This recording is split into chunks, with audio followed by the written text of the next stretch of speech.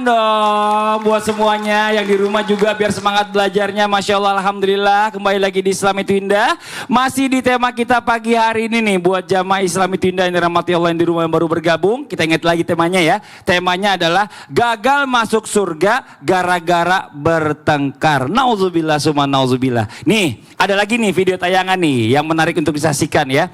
Ada video tentang gak mau ganggu pengendara tapi pemilik hajatan buat underpass. Wih, gimana ceritanya? Coba kita lihat tayangannya, ini dia nih. Seorang pengendara motor di Boyolali, Jawa Tengah terkejut dan takjub dengan penampakan acara hajatan yang digelar di jalanan umum ini. Biasanya pemilik atau panitia hajatan akan menutup seluruh akses jalan pengendara untuk mendirikan tenda, tapi kali ini bikin salah fokus. Pemilik hajatan tidak sepenuhnya menutupi jalan, dia punya solusi dengan membangun sebuah underpass agar pengendara bisa lewat tanpa harus memutar jalan. Dengan menempati lahan yang cenderung menurun, area hajatan ini dibuat panggung menggunakan papan kayu dan bambu sebagai pondasinya. Alhasil, bagian bawah panggung bisa berfungsi sebagai terowongan yang bisa dilintasi pengendara motor. Video ini dibagikan akun TikTok Leadup09 Jumat 14 Juni lalu. Wah, Masya Allah, ini niatnya Keren. baik. Niatnya baik. Betul. Dia nggak mau ganggu orang. Gak main tutup-tutup. Iya, tapi kalau bisa sekalian buat mobil juga bisa lewat ya, biar lebih gede. Nah, tapi nih Bib nih, ini kita menyikapi hal yang terjadi sebelum iklan tadi. Ibu di sana tadi bertengkar, senggol-senggolan. Ini katanya dia udah nggak saling tegur sebenarnya selama 3 hari. Ini saya pernah dengar nih Bib ya, mohon maaf nih Bib nih. Iya. Mungkin dikoreksi kalau saya salah. Katanya Saya maafin. kan saya belum ngomong. Iya, maksudnya kalau saya pernah dengar banyak callingan Bib. Ya. Nah ini katanya kalau orang udah lebih dari 3 hari berantem, 2 orang ini bertengkar nggak saling bermaafan, maka katanya amal kebaikannya ini sia-sia. Cuma kadang-kadang orang ini suka bingung, yang salah siapa? Masa gara-gara kita menjaga itu jadi kita yang minta maaf? Gengsi dong, rugi dong gitu ya. Gimana penjelasannya Bib? Tepuk tangan buat Habib Muhammad, silakan Bib. Masya Allah. Mas Fadli itu bukan banyak callingan, kebanyakan daging kurban. Oh iya, Ya. istrinya belum pulang lagi ya.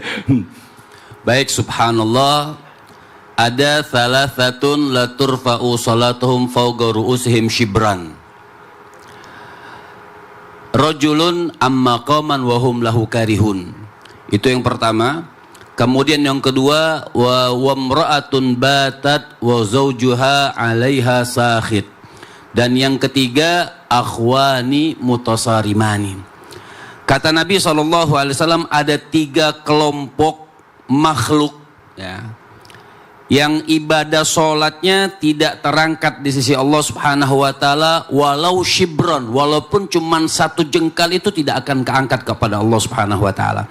Siapa mereka? Pertama, seorang imam yang tidak disukai oleh makmumnya. Kadang-kadang kan imam itu maksain, udah suaranya enak kalau dia diem, ya. Kemudian makhrajnya juga nggak bagus, tapi tetap memaksakan diri untuk menjadi imam. Itu berbahaya. Kemudian yang kedua, seorang istri yang dia tidur dalam keadaan suaminya tidak ridho kepada dia, maka amal sholatnya tidak terangkat di sisi Allah Subhanahu wa Ta'ala. Dan yang ketiga, kata Nabi, akhwani mutasarimani. 2 orang yang beriman ini kepada Allah, mutasariman, saling bertengkar, saling bermusuhan, maka ibadahnya tidak diterima oleh Allah Subhanahu wa Ta'ala.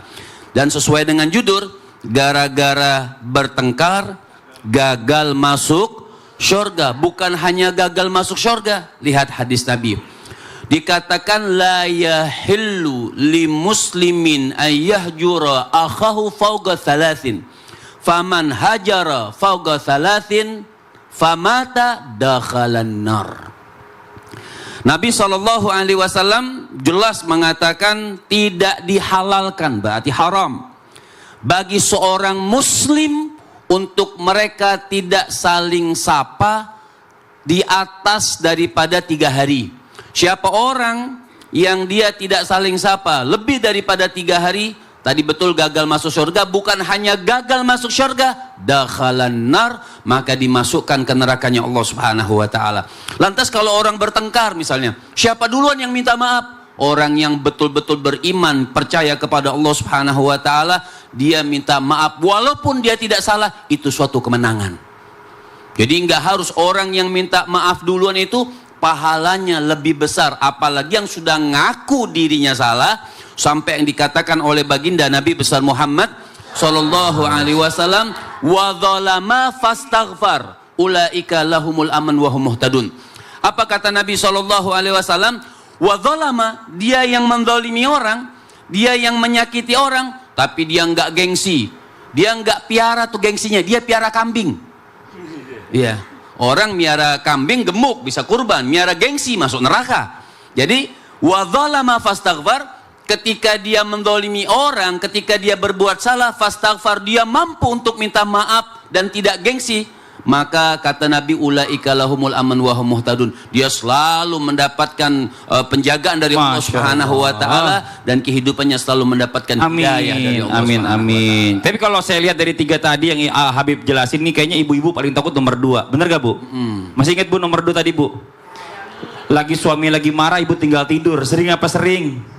Sering, yang aku sendiri. Makanya lihat dia jilbabnya dia siram terus tumbuh kembang. Oh iya, benar. Makasih banyak Habib, tepuk tangan buat Habib Muhammad Syam, Masya Allah. Nah sekarang waktunya kita memberikan kesempatan kepada jamaah yang ada di studio, mewakili jamaah yang ada di rumah untuk bertanya langsung sama guru-guru kita. Tapi sebelumnya kita masuk dulu ke segmen Tanya Dong Ustadz. Kami semua tanya dong Ustadz. Mana tepuk tangannya dulu dong. Masya Allah, boleh. Yang mau bertanya silakan angkat tangannya, yo. Mana? Oh, ini dulu, maaf ya Bu ya, punten. Sebelah sini dulu nih. Coba kita kasih kesempatan Ibu. Mohon izin, silakan Ibu. Assalamualaikum warahmatullahi wabarakatuh. Waalaikumsalam warahmatullahi wabarakatuh. Tanya dong Ustadz. Boleh Ibu. Saya mau. Ibu namanya siapa? Nama saya Yai Bu, lihat situ Bu, nih orang rumah lagi ngatin Ibu nih. Nama Ya. saya Yai Miarti dari Majelis Taklim Al Burhan, Pasir Layung, Bandung. Tepuk tangan dong. Ibu Yai, coba dada-dada dulu sama jamaah ini dulu. Ih, senyumnya luar biasa, Masya Allah. Mau tanya sama siapa Ibu? Mau tanya kepada Ustazah Kurrotayun. Kurotayun. Kurrotunada. Kartunada. Enak aja Kartunada. Sembarangan Ibu. Bu, ganti nama orang pakai nasi kuning. Kortunada. Kotrunada. Yang cantik, iya. Cuma dia doang yang cantik Bu, yang lainnya ganteng semua soalnya. Siapa Bu tadi namanya Bu? Yai Miarti. Iya, Nama Miarti. saya siapa? Udah Bu, pertanyaannya aja, jangan kasihan. Nama orang diganti, ntar nasi kuning kita bikin di belakang. Beras merah, beras putih katanya. Saya kan sebagai wanita, iya. bukan sekali gibah. Ya Allah. Si wanita itu suka menyakiti saya. Terus? Tapi sebagai wanita yang soleha, saya udah tukang gibah, solehah lagi, Masya Allah, luar biasa. Jadi sebenarnya Ibu gibah soleha nih. Udah biarin Ustaz Nada. Dia udah ngaku soleha walaupun tukang gibah. alhamdulillah sama hobi. Ya. Terus sama bawaan. Soleha mau bawaan. Gibah hobi katanya. Soleha, amin. Terus Ibu ya. Jadi saya itu memaafkanlah kepada ibu itu. Menyakiti saya, memaafkan. Ada tapi? Secara lisan. Secara lisan. Hatinya? Dalam hati inget wae. Oh, inget wae, inget aja. Inget aja. Aduh, kumaha tuh? Masuk dendam apa? Apa itu? Itu mah bukan dendam, demen nama gibah katanya. Iya, Ibu itu aja Ibu Yai pertanyaannya. Ya, gitu Ya. aja. Itu aja? Ya. Udah mau duduk lagi Pak, masih mau diri? Ai Ustad eta Ujang. Masih bujang enggak?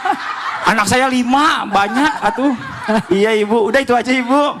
Ya. Terima kasih. Ya sama-sama, sami-sami. Ya duduk, nggak mau ngucapin salam nggak mau? Oh ya. Wassalamualaikum warahmatullahi wabarakatuh. Waalaikumsalam warahmatullahi wabarakatuh. Ibu keseringan dituntun lagi nyebrang nih, makanya kalau ngomong dituntun juga. Silakan Ustaz Nada jawabannya. Sempat nanya Kak Fadli gitu ujungnya. Masya Allah. Terima kasih Ibu. Izin Kak Fadli, Habib Muhammad dan Ustaz Syam. Bismillah, walhamdulillah, wassalatu wassalamu ala rasulillah. Jamaah sekalian, lisan memang tidak bertulang. Jadi terkadang lisan ini sulit kita jaga sehingga mudah mengucapkan mengucapkan kalimat-kalimat yang tidak semestinya atau ghibah gitu ya. Dan ini hati-hati. Tadi sampaikan juga bahwa sudah memaafkan. Nih hati-hati, sudah memaafkan, tapi maafnya itu cuma di lisan aja.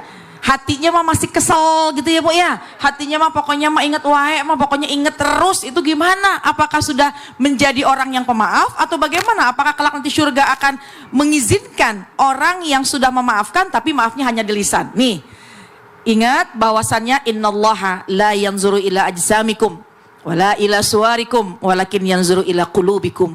Allah nggak ngelihat paras kita, nggak ngelihat wajah kita. Tapi yang Allah lihat adalah hati kita. Jadi justru yang harus digarisbawahi adalah hati kita.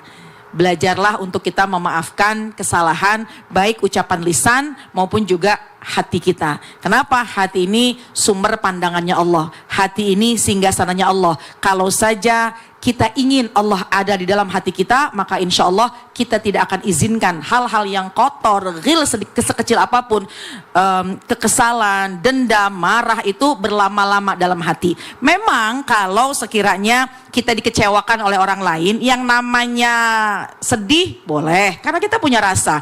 Kalau masih suka keinget, ya nggak apa-apa, karena kita manusia. Cuma yang harus kita belajar untuk menjalankannya adalah belajar sempurna dalam memaafkan. Maaf bukan hanya di lisan, karena kalau maaf di lisan khawatirnya ini tidak tercatat orang yang pemaaf, karena Allah menilai semuanya. Belajarlah kita untuk memaafkan baik di lisan maupun di hati kita. Wa khairuhuma man yabda'u bisalam. Bahkan itu dikatakan oleh baginda Rasulullah SAW, yang paling baik di antara kedua orang yang bersengketa adalah yang mulai salam duluan. Jadi sebisa mungkin kalau memang dia sudah minta maaf, kita belajar untuk memaafkan. Kalau memang kita yang salah pun juga kita berusaha untuk meminta maaf. Jadi jangan main dulu-duluan. Justru kita sebaik mungkin ini adalah belajar memaafkan. Insya Allah dengan kita mudah memaafkan kesalahan orang lain, Allah pun juga akan mudah memaafkan khilaf dan dosa-dosa kita. Bukankah kita ini banyak khilafnya, banyak dosanya, dan kita pengen masuk ke dalam surga? Di antara cara kita masuk ke dalam surga adalah mendapatkan maaf, mendapatkan ampunan dari Allah Subhanahu wa taala. Oleh karena itu belajar bersihin hati supaya Allah melihat hati kita, oh ini benar-benar udah menjadi orang pemaaf, dia akan menjadi calon penghuni surga. Amin ya rabbal alamin. Amin ya rabbal alamin. Itu buat Ibu Iyai yang solehah tapi hobinya gosip. Iya. Makasih banyak. Sama-sama. Ustazah Kurota Ayun katanya. Tepuk tangan buat Ustazah Nada, Masya Allah. Makasih banyak. Kita lanjut lagi, yang mau bertanya lagi boleh silakan angkat tangannya. Mana? Izin satu lagi dari atas sini dulu deh ya. Nanti kita baru ke seberang sebelah sana. Silakan Ibu, punten.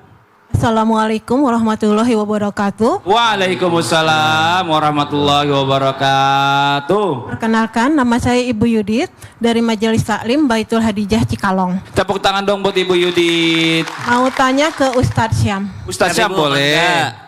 Ustadz, mohon pencerahannya. Apakah seorang anak itu harus mengalah kepada orang tua apabila orang tua mengalami kesalahan secara syariat dalam pembagian waris? Kan kalau kesalahan itu harus diperbaiki. Nah, itu kalau tidak diperbaiki kan dosa Ustadz. Sedangkan kalau kita ingatkan, beliau itu marah. Kira-kira bagaimana solusinya Ustadz? Segitu aja. Wassalamualaikum warahmatullahi wabarakatuh. Waalaikumsalam. Bu Yudit, Masya Allah, gelangnya banyak banget sama cincinnya. Kayaknya baru dibagi warisan, cuma belum rata. Silakan Ustaz Syam dijawab. Berarti bukan dari pertanyaan. Lagi ngomongin warisan nih Mas. Mohon izin tabe guruku Muhammad Sazanada, Mas Fadli serta guru-guru kami yang dimuliakan Allah Subhanahu wa taala. Al-Qur'an surah Al-Isra ayat 23. A'udzu billahi minasy syaithanir rajim. Allah. Wa qada rabbuka alla ta'budu illa iyyahu wa bil walidaini ihsana. Allah. إما يبلغن عندك الكبر أحدهما أو كلاهما فلا تقل لهما أف ولا تنهرهما وقل لهما قولا كريما. Allah Subhanahu wa taala menggandengkan untuk beribadah, menyembah, mengabdi hanya kepada Allah Subhanahu wa taala, tiada Tuhan selain Allah. Tauhid yang pertama, baru setelah itu wabil walidaini ihsana, berbuat baik kepada kedua orang tua. Memang posisi orang tua ini sangat tinggi di dalam agama Islam. Hatta orang yang sedang sholat sunnah, kalau ada panggilan orang tua, dia boleh membatalkan sholat sunnahnya. Membatalkan takbiratul ihram itu kan tidak boleh. Orang kalau udah terlanjur sholat itu tidak boleh, haram dia membatalkan daripada sholatnya. Tapi kalau dia sholat sunnah, ada panggilan orang tua, subhanallah, boleh dia membatalkan sholatnya. Tapi sholat sunnah, sholat fardu tidak. Dengan alasan-alasan tertentu, sholat fardu itu tetap kita melanjutkan daripada sholat fardu. Ini menandakan hak Allah lebih tinggi daripada hak orang tua. Walaupun hak orang tua sangat tinggi, hak Allah paling tinggi. Maksudnya apa? Berkaitan dengan pertanyaan tadi, meskipun sayang sama orang tua, tinggi kedudukan orang tua, tetap syariatnya Allah duluan baru orang tua. Maka pembagian warisan itu mesti mengikuti aturannya Allah, bukan aturannya orang tua. Harta siapakah yang dibagi setelah meninggal dunia? Harta orang yang meninggal dunia. Siapakah yang membaginya? Allah Subhanahu wa taala, bukan dibagi oleh orang tua itu sendiri. Tapi kasusnya begini Ustaz, bapaknya meninggal, ibunya masih hidup. Ibunya ini hendak mau bagi. Ibunya ini tidak mau bagi punya suaminya, subhanallah, belum mau dia kasih kepada anak-anaknya. Bagaimana caranya? Maka berusahalah untuk tidak kesel, tidak membantah, tidak menyakiti perasaannya. Kalaupun mesti mengingatkan, ingatkan dengan cara yang anak itu bisa perkirakan. Dengan cara ini orang tua saya tidak sakit hati. Yang bisa tahu itu anaknya. Masya Allah. Ya ini juga ngomongnya juga harus secara yang baik kepada orang tua. Menegurnya nggak boleh. Ibu melanggar ya, ibu melanggar saya. Itu gimana orang tuanya tidak sakit hati, tidak pernah muncul, tidak pernah nengokin orang tua. Tiba bapaknya meninggal dunia, tiba-tiba muncul minta warisan. Auzubillah. Ya, orang tuanya sakit hati lah dimintain. Tapi gini ya, ini kita bicara masalah gara-gara bertengkar nggak masuk surga. Betul. Daripada bertengkar, mendingan ajak semua teman-temannya kumpul bareng-bareng untuk ikut berdonasi. Bener gak Ustadz Syam? Iya dong, orang tua meninggal dunia, oh banyak nih sisanya nih, kita donasikan aja, lumayan pahalanya buat tapi orang tua. Tapi banyak yang nanya, donasinya kemana ya biar kita tepat sasaran gitu. Salah satu sarananya, CT Arsa Foundation terus berupaya untuk memutuskan mata rantai kemiskinan melalui pendidikan berkualitas dan juga kesehatan yang optimal. Maka kami dari Islam itu Indah mengajak siapapun yang peduli dan ingin turut berkontribusi meringankan beban mereka melalui doa dan juga sedekah terbaiknya dengan cara scan kris yang ada di bawah ini, CT Arsa Foundation yang ada di bawah ini. Silahkan handphonenya diambil, di-scan, udah bisa donasi di sana. Foto dulu sekarang, kasih teman-temannya tuh biar nggak pada berantem ya. Insya Jadi daripada berantem, mendingan berdonasi. Betul. Masya Allah. Nah nih, buat jamaah Islam itu Indah yang ada di rumah, jangan kemana-mana, kita lanjut lagi setelah yang satu ini, tetap di Islam itu Indah. Jamaah. Oh jamaah.